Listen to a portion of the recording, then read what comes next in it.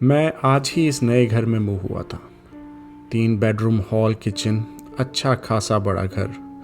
इतने सस्ते प्राइस में मिल जाना नामुमकिन सा लग रहा था।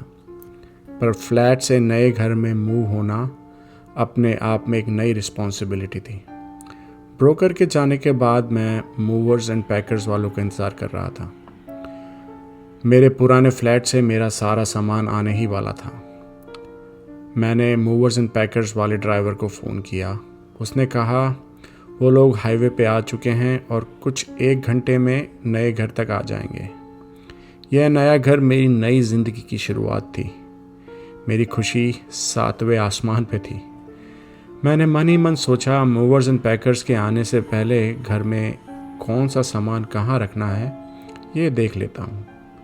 किचन, लिविंग रूम और 2 गेस्ट रूम एकदम खाली थे। वॉलपेपर थोड़े पुराने थे। मन ही मन सोचने लगा कि ये पुरानी डिज़ाइन के डार्क वॉलपेपर हटवा के लाइट पेंट करवा लेना चाहिए। डार्क वॉलपेपर से घर थोड़ा उदासीन सा लगता है। अपने फ़ोन पे अच्छे पेंटर के नंबर ढूंढते ढूंढते फर्स्ट फ्लोर पर पहुंच गया। मास्टर बेडरूम बोलकर मैंने जैसे ही दरवाज़ा खोला, खोलते ही एक गंदी सी स्मेल ज़ोर से पूरे फर्स्ट फ्लोर की स्टेयर्स तक फैल गई। मैंने टी-शर्ट से अपना मुंह ढक लिया। मास्टर बेडरूम में अभी भी पुराने मालिक का बेड रखा हुआ था। मैंने मन ही मन सोचा, ये बेड उसके किसी काम का नहीं होगा, इसलिए मेरे पल्ले बांध गया है। इतना बदबूदार बेड कोई ले भी क्यों जाएगा। मैं मास्टर बेडरूम की खिड़की खोलने के लिए रूम के अंदर चला गया और खिड़की खोलने लगा, पर खिड़की पूरी तरह से जाम हो रखी थी। तभी मेरी नज़र पुराने मालिक के बेड पर गई। उस पर कुछ पन्ने पड़े हुए थे और उन पे कुछ लिखा हुआ था। पहले मैंने नज़रअंदाज करने की सोची, पर कुछ और था भी नहीं मेरे पास करने के लिए जब तक मूवर्स वाले मेरा सामान लेकर नहीं आ जाते। मैंने बेड पे से बिना चादर छुए सारे पन्ने इकट्ठे कर लिए, जैसे आप कीचड़ में से गिरा हुआ कोई नोट उठा लेते हैं। हर पन्ने पर डेट और टाइम लिखा हुआ था। मैं उन पन्नों को डेट और टाइम के हिसाब से सॉर्ट करके जमा लिया और पढ़ने लगा। डॉक्टर ने मुझे जर्नल रखने को कहा है। मैंने आज तक कभी डायरी नहीं लिखी। क्या लिखूंगा ये सोचा भी नहीं। डॉक्टर ने तो अपने ख्याल इसमें लिखने को कहा है। उसे लगता है मुझे कोई कहानी या पोयम लिखनी चाहिए। पोयम? पता नहीं कविताएं कैसी लिखी जाती हैं। आज फिर डॉक्टर ने मुझसे पूछा कि मैंने डायरी लिखना चालू किया कि नहीं। मैंने डॉक्टर से झूठ कह दिया। मैं नहीं लिख सकता डायरी, पर लिख रहा हूँ। शायद मैंने डॉक्टर से झूठ इसलिए कहा क्योंकि मैं नहीं चाहता कि कोई मेरी डायरी पढ़े। शायद ये डायरी ही है जो मुझे जज नहीं करेगी। डॉक्टर को लगता है कि रात को डायरी लिखने से मुझे नींद आने लगेगी। आज फिर पूरी रात नींद नहीं आई। ये डॉक्टर मुझे कोई नींद की दवाई क्यों नहीं लिख देती। मगर उसे लगता है कि नींद ना आने के पीछे कोई बीमारी नहीं है। पर फिर मैं ठीक से सो क्यों नहीं पाता। जब से वापस घर में मूव हुआ हूँ तब से ऐसा लगता है कि कुछ भूल रहा हूँ, कुछ खास याद नहीं आ रहा। ऐसी फीलिंग आती है जैसे पीठ पे कोई बहुत ही भारी बैग लटका रखा है, लेकिन जब भारी बैग उतारने लगता हूँ तो वो बैग नहीं दिखता, सिर्फ उसका बोझ महसूस होता है। पर डॉक्टर को लगता है कि ये मेरा महज वहम है। रात के 1:30 बज रहे हैं और नींद पता नहीं कहाँ है। पर आज कुछ और कारण भी है।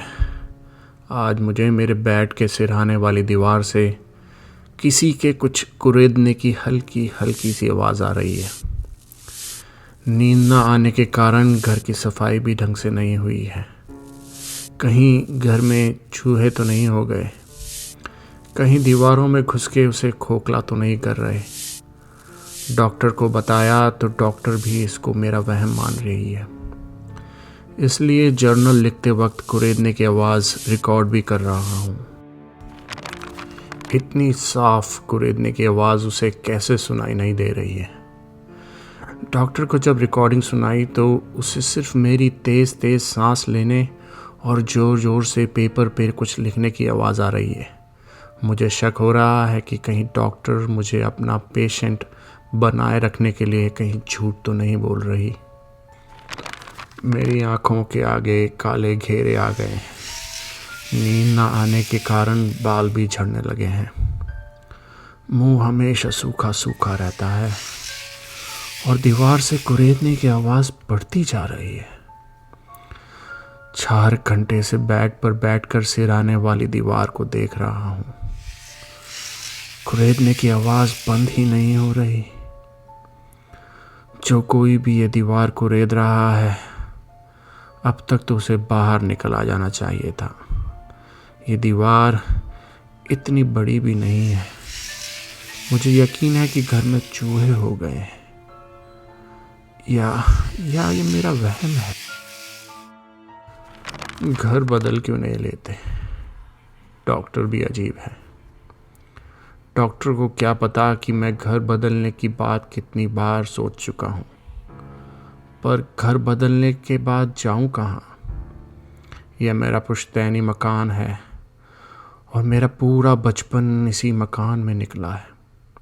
आज तक कभी मुझे कुछ अजीब महसूस नहीं हुआ। इस घर के बाहर सिर्फ कॉलेज के हॉस्टल में रहा था।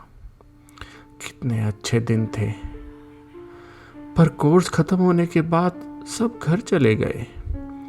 हॉस्टल एकदम खाली हो गया था, इसलिए वापस पुराने मकान में वापस मूव हो गया। नौकरी भी यहीं लग गई तो कहीं और रहने की वजह भी नहीं है मेरे पास। ऑफिस में भी लोगों को मेरी हालत दिख रही है। काम ठीक से नहीं हो रहा है, न जाने कब निकाल दें।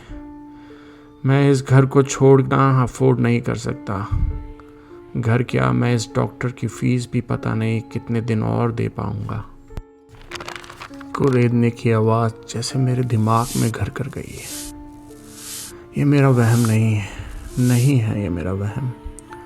डॉक्टर ने इसे मेरा अकेलापन ही समझ लिया है, इसलिए मैं एक बिल्ली घर ले आया हूँ। शायद दीवारों के चूहे की प्रॉब्लम भी इस बिल्ली से सॉल्व हो जाए।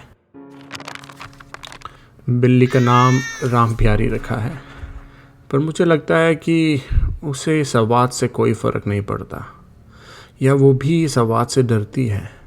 जब भी कुरेदने की आवाज़ आती है, बिल्ली मेरे बेड से उठकर मेन गेट पर चली जाती है और दरवाजे पर पंजे मारने लगती है, जैसे उसे भी बाहर जाना हो। सोचा था एक पेट घर में होगा तो अकेलापन दूर हो जाएगा, लेकिन अब लगता है कि बेचारी को घर में लाके फंसा दिया है। आज कमरे की लाइट हल्की कर ली थी। आज कम से कम 1 घंटे सोने की सोचा था, लेकिन जैसे ही मैंने 1 मिनट की झपकी ली, दीवार से कुरेदने की आवाज़ तेज हो गई। मैंने गुस्से से दीवार को मेरे सिरहाने की तरफ से बाहर से कुरेदना चालू कर दिया है। बिल्ली को मैंने घर से आज़ाद कर दिया है। दोनों में से एक ही परेशान हो। क्यों दोनों परेशान हो? मेरा बाहर से दीवार कुरेदना चालू है, और एक बात मैंने नोट करी है कि जब मैं बाहर से दीवार कुरेदता हूँ तो दीवार के अंदर से कुरेदने की आवाज़ नहीं आती। बड़ा सुकून मिलता है। कल पूरी रात दीवार कुरेदी थी। दोनों हाथों के नाखून निकलने वाले हैं। काफ़ी दर्द है। पता नहीं कैसे मैं ये जर्नल लिख पा रहा हूँ, पर दिमाग में सुकून है, दिमाग में आराम है। आज मैं बाजार से कुल्हाड़ी ले आया हूँ। आज मैं दीवार को खोदूंगा। दीवार मैंने पूरी खोद ली है। दीवार में खाली जगह है। दीवार खोखली है, जैसे मेरा जीवन का अकेला और खालीपन मुझे दीवार में दिख रहा हो। मैं उस खाली जगह में बैठ गया हूँ। मुझे आराम मिल रहा है, मुझे शांति मिल रही है। मेरी आंखें झुक रही हैं, मेरी पलकें भारी हो गई हैं। अब मैं ठीक हूँ, अब मैं ठीक हूँ। यह पन्ने पढ़ने के बाद मुझे बहुत अजीब लगा। बेडरूम की दीवार एकदम सलामत थी, कोई नुकसान नहीं। गौर से देखने पे हल्की सी सीलन जरूर नज़र आती है सिराने पर, लेकिन कोई दरार तक नहीं।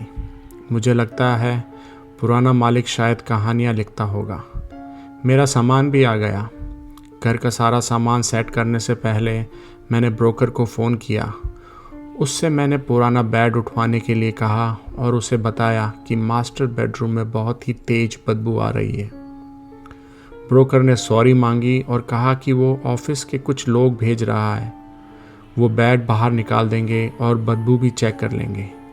जब ब्रोकर के स्टाफ के लोगों ने बेड उठाया तो उसके नीचे से मरी हुई बिल्ली निकली। उसकी गर्दन टूटी हुई थी, पीछे की तरफ मुड़ी हुई थी। उसके गले में एक बेल्ट था, उस पर राम प्यारी लिखा हुआ था, जिसे मैंने अभी किसी की मनगढ़ंत कहानी समझ रहा था। क्या वो सच हो सकती है? मेरे रोंगटे खड़े हो गए। हालांकि मैं इन सब चीज़ों में विश्वास नहीं रखता, लेकिन बेड घर से बाहर निकलवाने के बाद भी मैं मास्टर बेडरूम में नहीं गया। अगले दिन मैंने एक घर के कॉन्ट्रैक्टर को हायर किया और मास्टर बेडरूम की दीवार चेक करवाई। कॉन्ट्रैक्टर ने बताया कि जहाँ जहाँ सीलन है वहाँ वहाँ से दीवार खोखली है। मैंने उसे दीवार तोड़ने को कहा। उसने दीवार में छेद करना चालू किया। मैं नीचे लिविंग रूम में सोच में गुम हो गया। क्या ये सच हो सकता है? मेरा पहला घर, सारा सामान भी आ गया है। तभी मेरे ख्याल को तोड़ती हुई आवाज़ आई, सर सर जल्दी ऊपर आइए। मैं भागता हुआ 4 सीढ़ियाँ चढ़ गया, फिर ठिठक सा गया। लेकिन जब कॉन्ट्रैक्टर ने फिर से आवाज़ दी तो मैं मास्टर बेडरूम के अंदर गया और देखा दीवार के छेद में एक मरा हुआ आदमी बैठा था। लाश 2 से 3 सप्ताह पुरानी लग रही थी। उसके हाथ ऐसे लग रहे थे जैसे वो दीवार कुरेद कुरेद के बाहर निकलना चाहता हो, लेकिन उसके चेहरे पे एक बहुत ही शांत अजीब सी मुस्कान थी। मैं अपना नया घर फिर से बेच रहा हूँ, जिन दामों में लिया था उससे कहीं कम।